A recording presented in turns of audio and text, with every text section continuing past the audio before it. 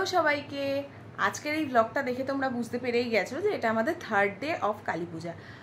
আজকে না সেভাবে আমাদের পাড়ায় কিছু হচ্ছে না।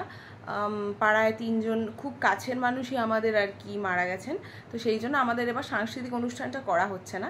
তো আমাদের এই সরসোনার হাউজিংয়ের এখানে মেলা বসে, কালী পুজোর মেলা। তো সেখানে আমি আর মা এখন যাচ্ছি। তো পুরোটা কভার করব, যা যা করছি আজকে মোটামুটি সন্ধ্যেবেলাটা, এখন সন্ধ্যে 7টা বাজে বেরোচ্ছি, তো সবটাই তোমাদের সাথে আমি শেয়ার করব। আর আজকে সব থেকে ভালো ব্যাপারটা হচ্ছে আমি এমন একটা ড্রেস পরেছি যেটা আমি কোনোদিন পরি না, সেটা হচ্ছে লং স্কার্ট।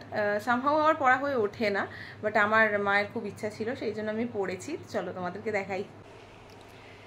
এই যে দেখো, খুব একটা ভালো করে দেখাতে পারছি না, তাও ওই আর কি মোটামুটি করে দেখাচ্ছি।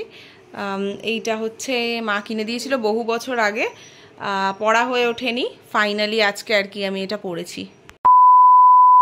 তো তারপর আমি আর মা বেরিয়ে পড়লাম মেলার উদ্দেশ্যে।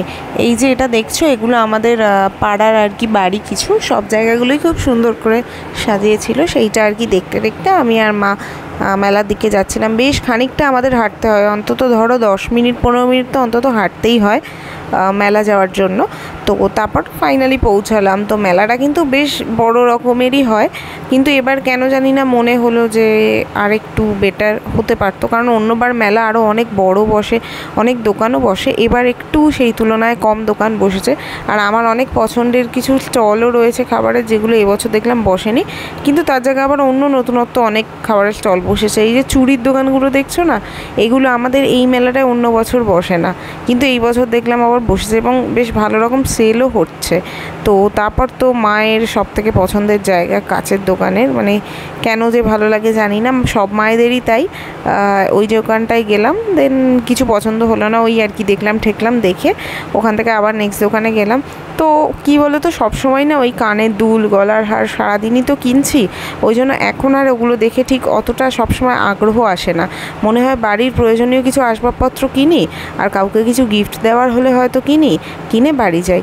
তো তারপর ফাইনালি কিছু না কিনে আমি আর মা 10 টাকার ঘুগনি খেলাম, যেটা খেতে খারাপ ছিল না, 10 টাকায় যেমনটা হওয়া উচিত দেখতেই পাচ্ছ সেরকম পরিমাণই দিয়েছিল, এবং 10 টাকা হিসেবে ঠিকই ছিল।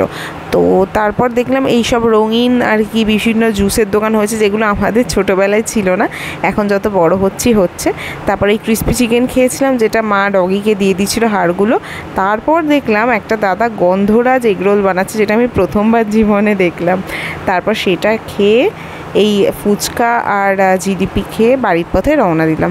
দামি জিনিসটা আমি কিনেছি এবার আমাদের এই মেলা থেকেই, একটা জিনিসই কিনেছি যেটার দাম 50 টাকা, সেটা হচ্ছে এইটা। এবার তোমাদের দেখাই হ্যাঁ জিনিসটা কীরকম।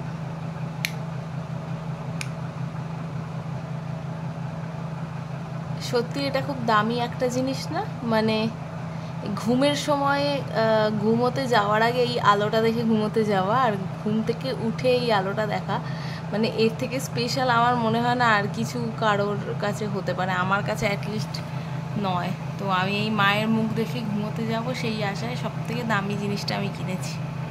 রাত্রিবেলা আমি আর দাদা আর মা প্রচুর বাজি ফাটিয়েছি, মানে অনেক বাজি ফাটিয়েছি, সব বাজি প্রায় শেষ করে আমরা দিনটা শেষ করলাম। দিনটা খুব আনন্দে কেটেছে, অন্যভাবে কেটেছে।